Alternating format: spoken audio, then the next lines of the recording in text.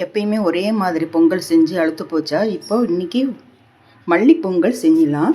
அதுக்கு என்னென்ன பொருள்னு பார்க்கலாம். இப்போ நான் 1 கிளாஸ் பச்சரிசி எடுத்திருக்கேன். ரேஷன் அரிசியாக இருந்தாலும் சரி, வேறு அரிசியாக இருந்தாலும் சரி நீங்கள் எடுத்துக்கலாம். இப்போ அதோடவே சிறுபருப்பும் 1 கிளாஸ் எடுத்திருக்கேன். இது நல்லா ஒரு 2, 3 தாட்டி நல்லா கழுவி எடுத்துக்குங்க. இந்த பொங்கல் செஞ்சு பாருங்கள், டேஸ்ட்டு வித்தியாசமாக இருக்கும், அருமையாக இருக்கும். இங்கே சென்னையில் மல்லி பொங்கல் ரொம்ப ஃபேமஸ்ஸு. வெண்பொங்கலே செஞ்சு சாப்பிட்றத விட இது ஒரு வித்தியாசமாக இருக்கும். இதுக்கு ஒரு தேவையான அரைக்கிறதுக்கு என்னென்னு பார்க்கலாம். 2 பச்சை மிளகா, ஒரு 4, 5 கருவேப்பிலை, 4, 5 புதினா, மல்லி மட்டும் கொஞ்சம் அதிகமாக எடுத்துக்குங்க. ஏன்னா இதுதான் நமக்கு கலர் கொடுக்கும். மல்லி கொஞ்சம் அதிகமாக தண்டோடு எடுத்துக்குங்க.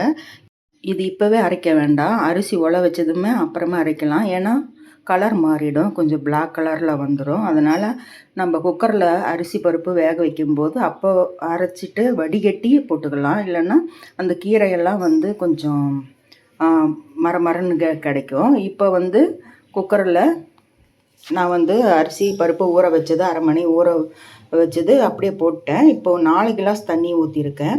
இப்போ நம்ம தண்ணி ஊற்றி கொத்தமல்லி புதினா அரைக்கும்போது அதில் ஒரு கிளாஸ் வரும் தண்ணி. அதை 1 கிளாஸ் ஊற்றிடலாம். மொத்தம் 5 டம்ளர் தான் ஊற்றிருக்கேன். ஏன்னா அந்த பச்சரிசி அதிகம் உப்ரி வராது. 1க்கு 3 டம்ளர் ஊற்றலான்னு பார்த்தாக்கா ரொம்ப தண்ணி மாதிரி போயிடும். அதனால் நான் 5 கிளாஸ் தான் ஊற்றிருக்கேன். இப்போ பார்த்திங்கன்னா அரைச்ச அந்த சாறு எடுத்து ஊற்றிட்டு நல்லா ஒரு 5 விசில் வரணும். 5 விசில் வந்தால் தான் நல்லா வேகும், கொல கொலன்னு ஆகும். இப்போது 5 விசில் வந்துருச்சு. எடுத்துட்டு நல்லா கலந்து விட்டுறலாம். நல்லா மசிச்சு விடணும். அப்போ தான் பக்குவம் கரெக்டாக வந்திருக்கு. நல்லா சோத்தை நல்லா கரண்டிலேயே மசிச்சு விடுங்க. அப்போ தான் நல்லாயிருக்கும். எந்த அளவுக்கு மசிச்சு விடுறோமோ அந்த அளவுக்கு சோறு நல்லாயிருக்கும். இப்போ வெண்பொங்கலுக்கு இது சோறு வேக வச்சு எடுத்தாச்சு. அரிசியும் பருப்பு வேக வச்சு எடுத்தாச்சு. இப்போ இதுக்கு ஒரு சட்னி அரைச்சிக்கலாம். நான் உப்பு முன்னாடியே போட்டிருக்கணும், மறந்துட்டேன். இப்போ போட்டு நல்லா கலந்து விட்டுறலாம். நல்லா கொல கொலன்னு இருக்கிறதுனால கலந்து ஈவனாக வந்துடும். அதனால் பிரச்சனை இல்லை. முதல்லையே போட்டிருந்தா கரெக்டாக இருந்திருக்கும். இப்போ இதுக்கு ஒரு சட்னி அரைச்சிக்கலாம். தேவையான அளவு தேங்காய், ஒரு துண்டு இஞ்சி, 2 பச்சை மிளகா, கொஞ்சமாக கொத்தமல்லி. நான் அந்த அரைச்ச அந்த மிக்ஸி ஜார்லேயே அரைக்கிறேன். அந்த கொத்தமல்லி ஃப்ளேவர் தான் நல்லாயிருக்கும். இப்போ பொட்டுக்கடல, கொஞ்சம் உப்பு போட்டு அரைச்சாச்சு. இதுக்கு ஒரு தாளிப்பு கொடுத்துக்கலாம். சட்னிக்கு தாளிப்பு கடுகு, தும்பருப்பு, கொஞ்சம் கருவேப்பிலையும் போட்டு தாளித்து ஊற்றிட்டு அதே கரண்டிலேயே நம்ம மல்லி பொங்கலுக்கு தேவையான எண்ணெய் போட்டு பொரிச்சது உடனே அதில் போட்டுக்கலாம். இப்போ சட்னிக்கு தாளித்து கொட்டியாச்சு.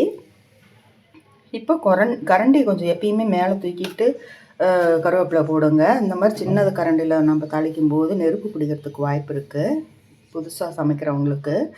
இப்போ நெய்யும் எண்ணெயும் கலந்து நான் வச்சுருந்தேன். அது அப்படியே இந்த கரண்டிலே நான் தாளித்து கொட்ட போகிறேன்.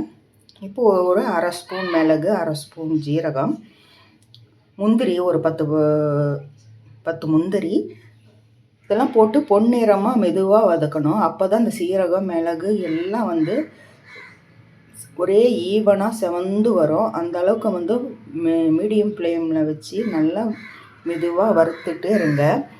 இப்போது ஒரு துண்டு இஞ்சி பொடியாக நறுக்குனது, இது போடும்போது நல்லா வாசனையாக இருக்கும். அதையும் போட்டு நல்லா பொன் வரவலாக வர வரைக்கும் மெதுவாக கிண்டி விட்டுக்கிட்டே இருந்தேன். சிம்மில் வச்சுக்குங்க.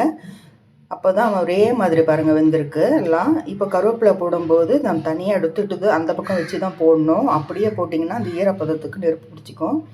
சின்ன கரண்டிலெலாம் வதக்கும் போது இப்படி தான் ஆகும். அப்புறம் மல்லித்தழை கொஞ்சம், இதெல்லாம் போட்டு நல்லா வதக்கியாச்சு.